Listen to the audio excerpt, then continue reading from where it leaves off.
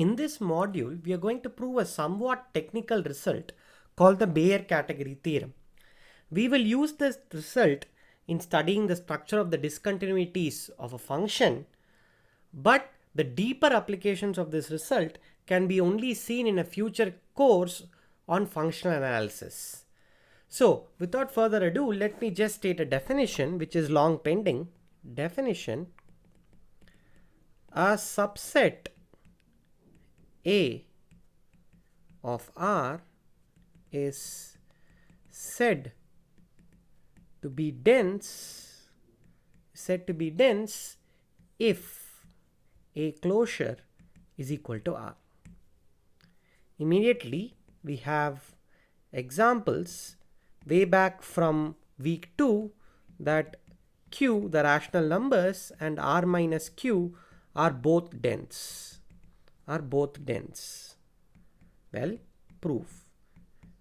What we call density way back in week 2 was slightly different from this definition, but you will be able to show quite easily that both Q and R minus Q are dense. Okay, so let me state the Baire category theorem and prove it. The proof is not too hard. In fact, the proof that I am about to give is very similar to the proof of the uncountability of R that we saw using the nested intervals theorem. Let Gn subset of R be a sequence of open and dense subsets. Then G defined to be equal to intersection of Gn is also dense. So if you take a bunch of open and dense subsets, then the intersection is also going to be dense. Proof. And please, after going through this proof, look back at the proof of the uncountability of R using the nested intervals theorem that we saw and look for the similarities. So let x0 be an element of R and let I0 subset of R be any closed non-singleton interval that contains x0. Okay. Now, because G1 is dense in R, G1 closure is equal to R. This is the very definition. G1 closure is equal to R. That means there is a sequence xn in G1. Let me not use xn. You will understand in a moment why. There's a sequence yn in G such that yn in G1 such that yn converges to x0. That's because that's the definition of closure. Okay. This means that for large n, yn is an element of I0, right? Because the sequence yn converges to x0, for suitably large n, yn must be in this closed interval I0. Okay? This means G1 intersect I0 is non-empty. Okay? In fact, note that this is true for any interval. And note that this is true for any interval. Okay, this is just a side remark. What we have shown is if you take a dense set, then intersection of the dense set with any non-singleton interval will definitely be a non-empty set. Okay. Now, how is this useful?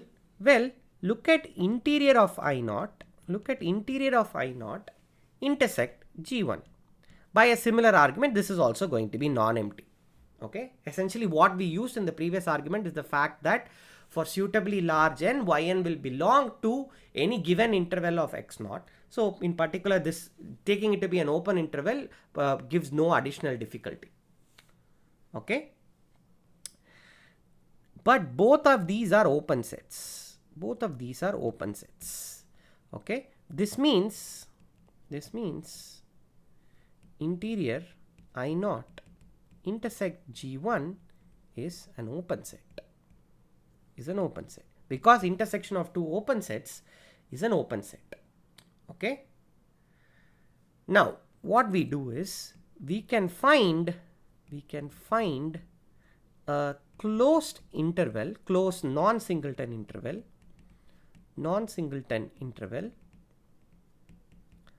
I1 that is contained in interior of I0 intersect G1.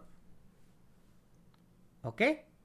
Now since G2 is dense by exactly the same argument, notably what is there in the parenthesis here, since G2 is dense, we can repeat the same argument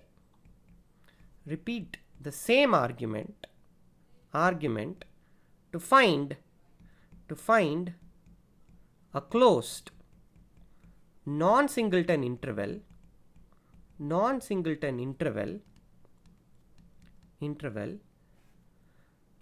I2 such that I2 is contained in interior of I1 intersect G2.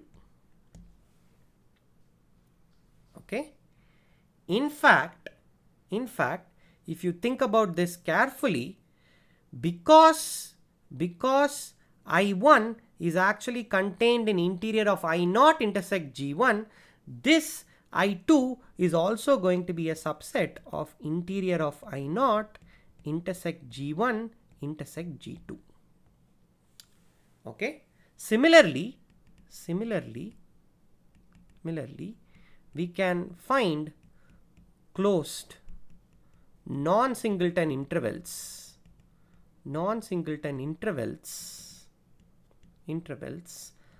I1 containing I2 containing I3 ... such that In is contained in interior of I0 intersect G1 intersect G2 ... intersect Gn. Okay. Excellent. But intersection of In is non-empty by nested intervals theorem.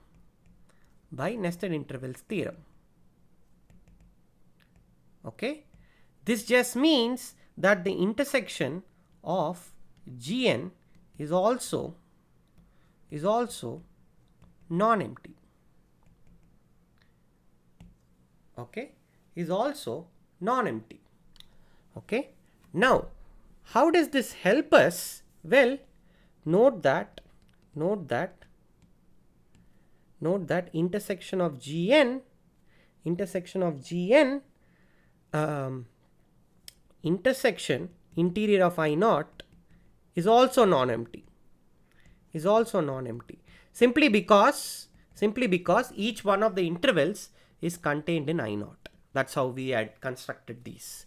So what we have shown is this set G intersects I0. Okay, but I0 was an arbitrary interval, right? It was just an arbitrary interval. We didn't put no hypothesis on I0. I just said let x0 be in R and let I0 be subset of R, be any closed non-singleton interval that contains x0. That's it. So, but I0 was an arbitrary interval that contained the fixed point x0. Okay. Now what does this show us? This shows that no matter what point x0 you take and whatever small interval around that point you take, there is an element of G that is in that interval. So this shows that that G is dense in R. Okay, I have done most of the work. Just from concluding that G is dense in R is an easy exercise. Easy exercise. Okay, so this concludes the proof of the Baire category theorem. Now, usually the Baire category theorem is stated in a somewhat different way. Let me just state it, but I will not elaborate on it because it starts to get a bit technical. A set S subset of R is said to be nowhere dense, if interior of S closure is empty.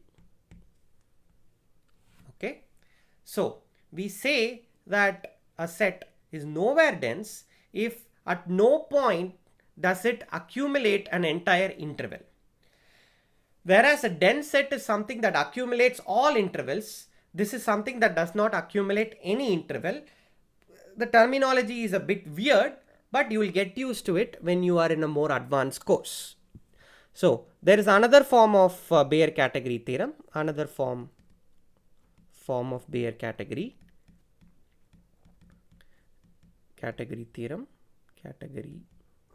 theorem that states the following.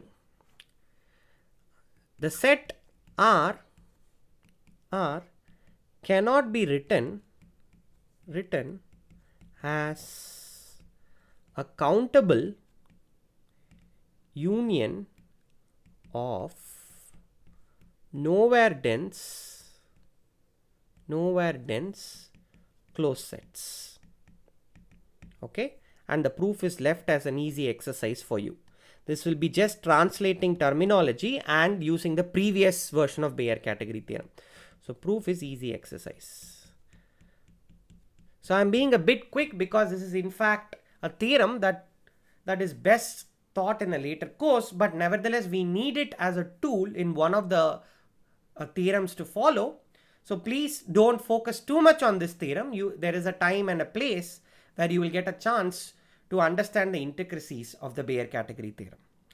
This is a course on real analysis and you have just watched the module on the Baire category theorem.